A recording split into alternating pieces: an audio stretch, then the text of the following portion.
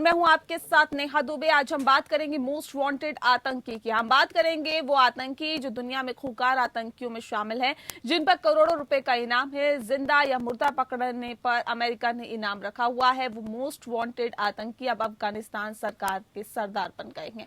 वो आतंकी अब करोड़ों लोगों की नुमाइंदगी करेंगे, जो पहले लोगों को मौत की सजा दिया करते थे, जो नफरत की मंडी चलाते थे। अब वो सरकार बनाकर आतंक के खिलाफ लड़ने वाले देशों को चढ़ाएंगे। जो पहले छिपकर रहा करते थे, अब वार सामने और खुले तौर पर करेंगे, सब कुछ करेंगे और तमाम लोकतांत्रिक देश के राष्ट्रपति और प्रधानमंत्री देखते रह जाएंगे। अब बात करेंगे अफगानिस्तान में नई सरकार के गठन की। हम बात करेंगे तालिबान शासन की, जिसमें मोस्ट वांटेड आतंकी कैबिनेट में अहम मंत्री बनाए गए हैं।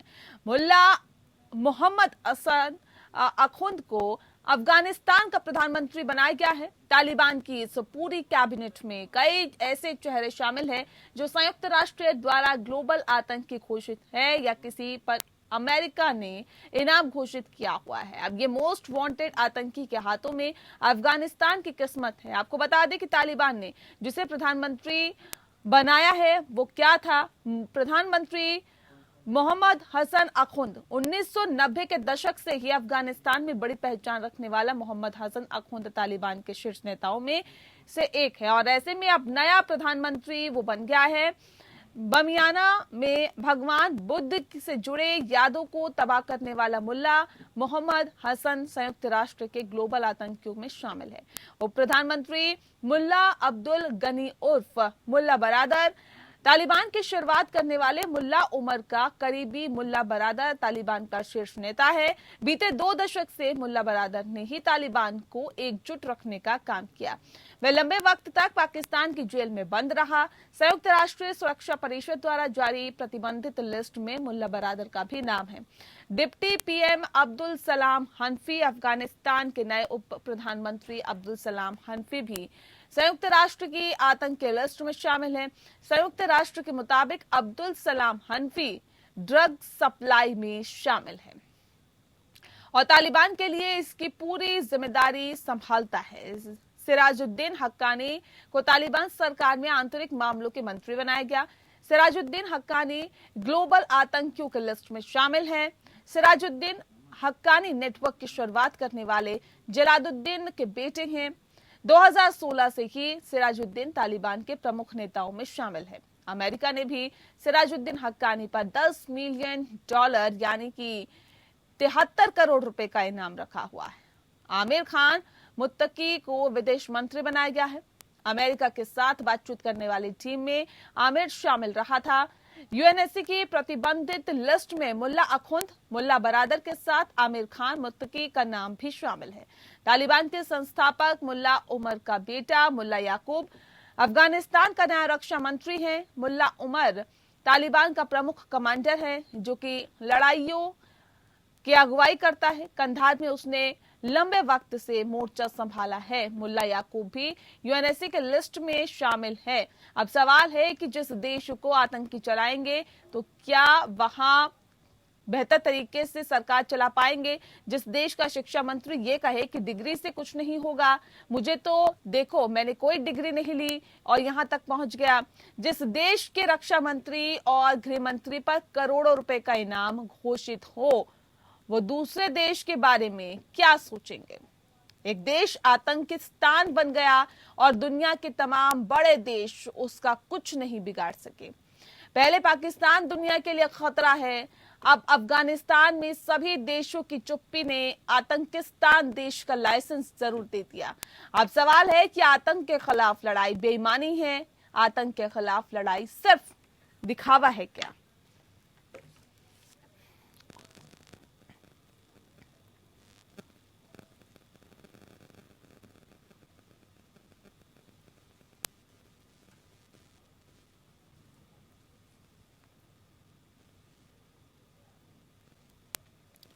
और चलिए आज इस विषय पे हम तफसील से चर्चा करेंगे। हमारे साथ खास पैनल मौजूद है, उनसे आपका परिचय करा देते हैं। इस वक्त हमारे साथ जेके त्रिपाठी जी है, जो कि एक्स डिप्लोमेट है। बहुत स्वागत है सर आपका।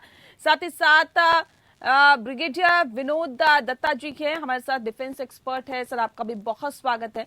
सबसे पहला सवाल मेरा जेके त्रिपाठी जी आपसे है, सर इसे किस तरह से देखा जाए? लगातार तमाम देशों की तरफ से आतंकवाद पर एकजुटता की बात की जाती है, लेकिन एक देश जहां पर एक देश की सरकार हटा दी जाती है, राष्ट्रपति वहां से गायब हो जाते हैं, हालात इस कदर हो जाते हैं कि तालिबान उस पर कब्जा कर लेता है और पूरी तरह से जो आतंकवादी है जिन पर इनाम घोषित है वो सत्ता में बैठ जाते हैं, बड़े बड़े पदों पर बैठ जाते हैं। ऐसे में पूरा पूरा विश्व उनको देखता रहता है। क्या वाकई आपको लगता है कि ये एक सरकार का गठन है या फिर आतंकिस्तान का गठन है? कैसे इसे देखते हैं सर आप? देखिए रेखा, पहली बात तो ये कि आपकी आवाज बड़ी ऊपर नीचे उतार चढ़ाव के साथ आ रही है और कभी कभी दब जा रही, बीच में खरखराहट भी आ रही। मैं नहीं जानता कि क्या परेशानी है वहां। अब मैं जितना समझ पाया हूं कि जो आप ओहो, बड़ी खरखराहट आ रही भाई। ठीक है सर, उस दिक्कतों को हम दूर करने की कोशिश करते हैं। त्रिपाठी जी, मैं लौटूंगी आपके पास।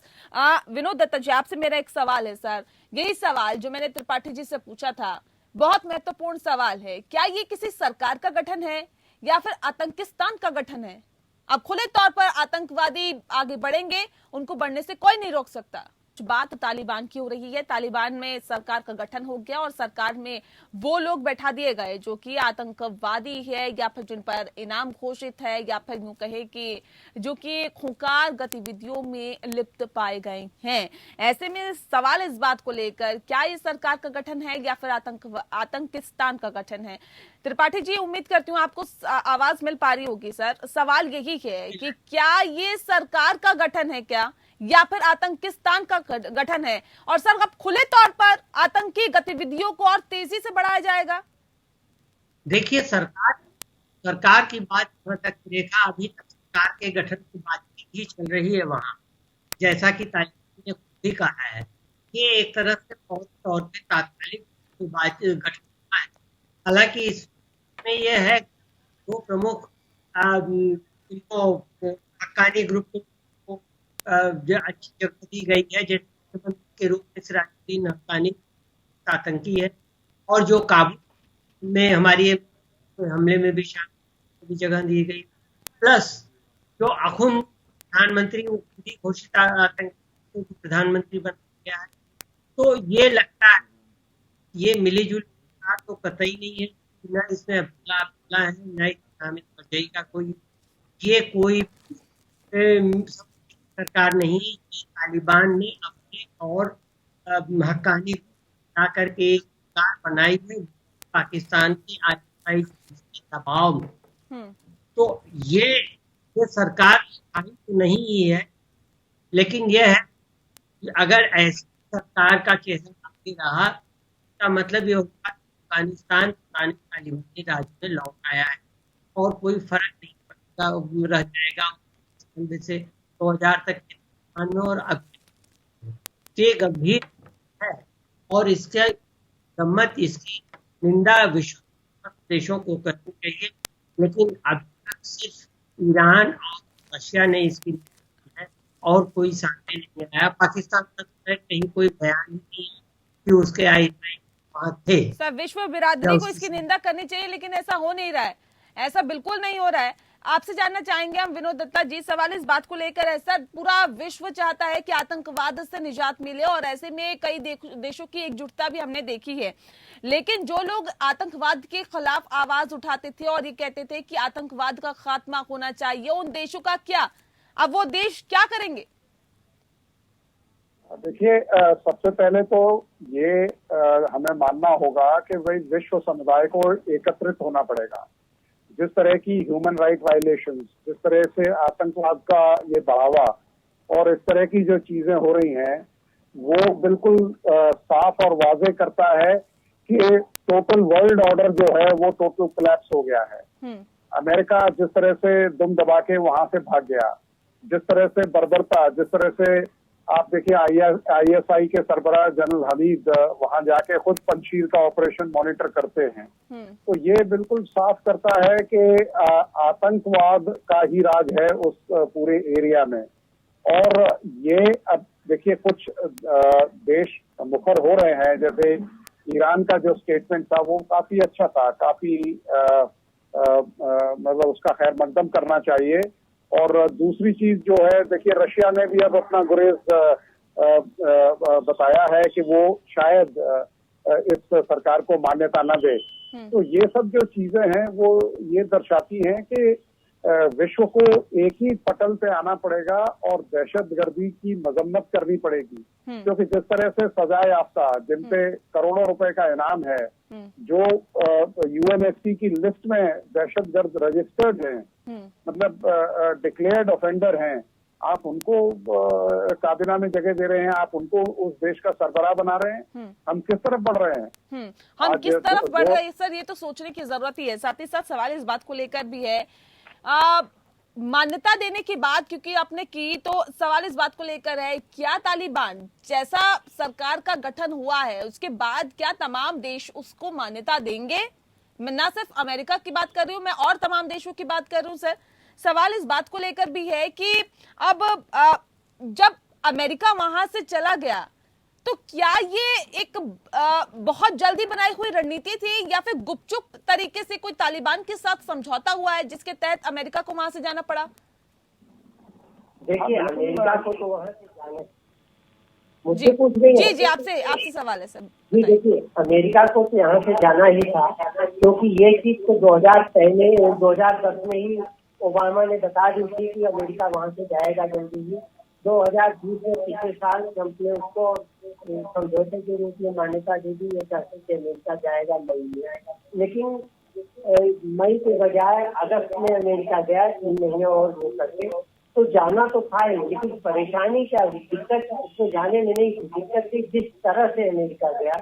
कहीं भी किसी भी ऑपरेशन में अगर विड्रॉल होती है तो विड्रॉल के लिए एक एसओपी होता है, स्टैंडर्ड ऑपरेटिंग प्रोटोकॉल होता है, जिसके हिसाब से विड्रॉल होता है, लेकिन उसका कोई पालन नहीं किया है। खैर वो बात तो दीगर है, लेकिन जहाँ तक अब बाकी देशों की मान्यता की बात है, तो देखिए बाकी सारे ज्यादातर देश के अभी देखेंगे कि ये सरकार कितनी स्थायी होती है, क्योंकि अभी तालिबान ने खुद ही कहा कि ये अस्थायी कार्यकारी सरकार है। कार्यकारी सरकार को मान्यता देने का कोई प्रश्न नहीं होता, उसका मान्यता देने का प्रश्न तब उठता है जब कोई स्थायी सरकार वहाँ आती है और वो स्थायी सरकार देश के लिए काम करती है। अभी जो सरकार है उसके लिए ज्यादा से ज्यादा ह्यूमैनिटेरियन एड दी जा सकती है, और मान्यता की तो बात अभी नहीं होनी चाहिए। मेरे ख्याल से कोई भी देश अभी मान्यता नहीं देगा, सिर्फ और पाकिस्तान को छोड़। जी ठीक है विनोद जी, सवाल इस बात को लेकर है कि तालिबान की नई सरकार में 37 करोड़ रुपए का इनामी मोस्ट वांटेड को गृह मंत्री बना दिया गया। शिक्षा मंत्री ने कहा है कि आज के वक्त में किसी भी डिग्री यानी कि कागज की डिग्री की जरूरत नहीं है, उसकी वैल्यू हम नहीं समझते हैं। देखिए हम यहाँ तक बिना डिग्री बिना किसी कागज के पहुंच गए। अब सवाल इस बात को लेकर है, जिस देश का शिक्षा मंत्री इस तरह की शिक्षा देगा और ऐसे व्यक्ति को गृह मंत्री बना दिया जाएगा जिस पर 37 करोड़ का इनाम है, तो उसका भविष्य क्या होगा, उस सरकार का भविष्य क्या होगा, और वहां के जो निवासी है, वहां के देशवासी है, उनका भविष्य क्या होगा सर? देखिए आपने ठीक कहा, क्योंकि जहां इस तरह के संकीर्ण सोच के लोग या जिस तरह की मानसिकता वो रखते हैं, अगर आज वो एजुकेशन या तालीम को इस तरह से, इस नजर से देखते हैं, तो वो देश कहाँ जाएगा? उनके खुद के स्टेटमेंट मतलब उनमें विरोधाभास है, उनमें पैराडॉक्स है, क्योंकि वो एक तरफ कहते हैं कि हम अफगानिस्तान को डेवलपमेंट की तरफ ले जाते हैं, दूसरी तरफ कहते हैं कि तालीम की कोई जरूरत नहीं है। तो ये कैसे पॉसिबल है बिना तालीम के? मतलब इस तरह की जलालत या इस तरह की जो मतलब गैर जिम्मेदाराना स्टेटमेंट कैसे एक एजुकेशन मिनिस्टर जो तालीम के लिए जिम्मेदार है, जो उस वहाँ का जो यूथ है, जो आने वाली पीढ़ी है, उसके लिए जिम्मेदार है? तो ये तो वही बात हो गई कि बंदर के हाथ में उसरा दे दिया आपने, वो पूरा उसका बिल्कुल ही हालत खराब कर देंगे इस देश की, और उस देश को कम से कम 50 साल पीछे ले जाएंगे। बिल्कुल। त्रिपाठी जी, मैं आपसे समझना चाहूंगी सर, ये तो उनके देशवासियों की बात हुई, इनके भविष्य की बात हुई, लेकिन बात जब हम बाकी देशों के साथ समन्वय बैठाने की होते हैं, क्योंकि एक देश होता है तो वो तमाम और देशों के साथ भी अपने बेहतर रिश्ते बना के आगे बढ़ने की बात करता है, आगे चलने की बात करता है। क्या आपको लगता है कि इस सोच के साथ जहां गृह मंत्री के ऊपर 37 करोड़ रुपए का इनाम हो और शिक्षा मंत्री कह दे कि कागज की डिग्री से कुछ नहीं होता, इसकी कोई वैल्यू नहीं होती। ऐसे देश के साथ, ऐसे लोगों के साथ आगे बढ़ सकते हैं और तमाम देश उनके साथ बेहतर समन्वय स्थापित कर सकते हैं। देखिए, विश्व के कई देश सरकार को मान्यता देंगे अपने स्थायी रही को, क्योंकि अंत में जाकर वही बात होती है कि बाकी सारे मानवाधिकार की रक्षा, शिक्षा की व्यवस्था या औरतों के अधिकार की रक्षा या लोकतंत्र की रक्षा, ये सब चीजें बेमानी हो जाती हैं एक चीज के आगे, जो है नेशनल इंटरेस्ट। और नेशनल इंटरेस्ट या राष्ट्रीय हित के चलते ही देश एक दूसरे के साथ संपर्क करते हैं, दोस्ती या दुश्मनी करते हैं। आप देखिए कि हमारे बगल का, हमारे पड़ोसी पाकिस्तान भी कितना आतंकवाद को पोषण करने वाला देश है, लेकिन उसको भी हमने मान्यता दी है और 70-72 साल से दुनिया के कई देशों ने मान्यता दी। तो ये तो अंत में निजी, जैसे व्यक्तिगत रूप से निजी स्वार्थ होता है, वैसे ही राष्ट्रीय स्वार्थ में बात आ जाती है और तब ये सब बातें बेमानी हो जाती है। तो ये देखना होगा चीन किस लिए वहाँ पे आ रहा है। चीन का वहाँ नेशनल इंटरेस्ट है कि अफगानिस्तान के रास्ते को वो अपने BRI को, और इसके साथ साथ वहाँ पर जो 3 ट्रिलियन का $30 की संपदा है, खनिज संपदा, उसको हथियाने के चक्कर में। तो हर देश का कुछ न कुछ वहाँ इंटरेस्ट इन्वॉल्व है, और जब वहाँ उनको उससे इंटरेस्ट सॉल्व होते देखेगा तो वो जरूर वहाँ जाएंगे। तो ये सब बातें कहने सुनने में बड़ी अच्छी होती हैं कि मानवाधिकार, लोकतंत्र की रक्षा हो, ये हो, वो हो, लेकिन अंत में देश अपने राष्ट्रीय पर ही काम करते हैं। जी विनोद जी, जिस तरह से पाकिस्तान के ISI प्रमुख वहां पर हैं, सरकार बनाने की कोशिशों में भी उनकी अहम भूमिका रही और लगातार वहां पर डटे रहे। सवाल इस बात को लेकर है, क्या पाकिस्तान अपने हिसाब से तालिबान की सरकार चलाएगा? क्योंकि तालिबान आर्थिक तौर पर कमजोर है, उसके लिए वो चीन पर निर्भर है, बाकी काफी हद तक पाकिस्तान पर भी निर्भर है, क्योंकि अब आपने देखा कि किस तरह से वहां पर सरकार बनाने को लेकर ही कहीं ना कहीं पसोपेश की स्थिति थी। कौन सरकार बनाएगा, कौन सरकार में शामिल होगा, किसको कौन सा पद मिलेगा, इसको लेके भी कहीं ना कहीं उहापोह की स्थिति थी। और ऐसे में अब क्या ये माने, जो हालात और जो स्थितियां बयां कर रही है उसके मुताबिक क्या पाकिस्तान पीछे से अब सरकार चलाएगा तालिबान की? विनोद जी, देखिए, पाकिस्तान में तो न तो कुव्वत है न कैपेबिलिटी है, तो पाकिस्तान के पास पैसा भी नहीं है। ये सरकार चलाएगा चीन, और चीन अपना बैक ड्राइविंग से पाकिस्तान को फोरफ्रंट पर रखेगा। तो क्योंकि जिस तरह से चीन एक कॉलोनी, एक वैसल स्टेट बन गया है, पाकिस्तान एक वैसल स्टेट बन गया है चीन का, ऐसे ही अफगानिस्तान पे वो चीन अपना वर्चस्व रखेगा और काबू रखेगा। वहाँ की जितनी खनिज संपदा है या जो भी चीजें हैं, उनको वहाँ से वो अपना लेके अपने देश का, जैसे लिथियम है या इस तरह के जो इम्पोर्टेंट खनिज हैं, वहां से उसका पूरा वो करके लेके जी ठीक है, तो वो इस तरह की चीजें करेगा वो। ठीक है। त्रिपाठी जी, कितना इत्तेफाक रखते हैं आप विनोद दत्ता जी की बातों से? क्या वाकई आपको लगता है चीन अब पीछे से सरकार चलाने वाला है तालिबान की? चीन कोशिश बहुत करेगा, लेकिन मुझे अभी लग रहा है कि चीन से पाकिस्तान से और पाकिस्तान चीन से थोड़ा सा नाखुश है। इसलिए नाखुश है कि पाकिस्तान को पहले की उम्मीद तो ये थी कि वो बिचौलिए के तौर पे सारे संसार के आगे प्रस्तुत होगा और अफगानिस्तान में डील करने वाले किसी भी देश के साथ वो पहले बात करेगा। लेकिन इसके डिस्कम्फर्ट के लिए हुआ ये कि तालिबान नेताओं ने सीधे चीन से बात करनी शुरू कर दी, जिससे कि उसका जो क्रेडिट लेने का मौका था वो वहां से चला गया। अब इसलिए चीन तुरंत वहां पर, पाकिस्तान तुरंत वहां पर आया है और इससे चीन को डिस्कम्फर्ट है। चीन ने अभी तक ये जरूर एक बात कहा था कि हम स्वागत करते हैं तालिबान की सरकार का, लेकिन चीन ने अभी तक ये नहीं कहा है, स्पष्ट किया है कि वो मान्यता दे देंगे। उनका हम बातचीत करने को तैयार है, साथ काम करने को तैयार है, लेकिन मान्यता नहीं।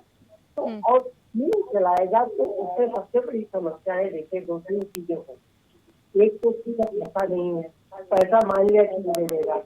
दूसरी चीज, पैसा अगर चीन दे देता है तो सामान जो 90% सामान वहाँ आयात होता है वो कैसे होगा, उसका ज्यादातर डॉलर से बेचना होता है, चाइनीज करेंसी की पेमेंट में नहीं है। प्लस पेट्रोल और डीजल कैसे आएगा, वो सारा आयात वहाँ से होता है।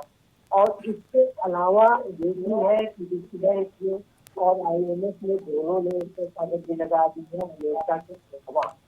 तो ये परेशानियां तो ऐसे अकेले नहीं दूर कर पाए। भले ही ठीक है वो खनिज के लिए पैसा दे दे कि हमने इतना सामान भी तो आना चाहिए। ईरान से तेल आ सकता था। बिल्कुल, अब वाकई देखने वाली बात होगी कि आखिर तालिबान की सरकार कैसे चल पाती है, क्योंकि आर्थिक तौर पर वाकई वो बहुत कमजोर हो चुका है। बहरहाल बहुत शुक्रिया आप दोनों मेहमानों का हमारे साथ इस खास चर्चा में शामिल होने के लिए। इसी के साथ मुद्दा में इतना ही। नमस्कार।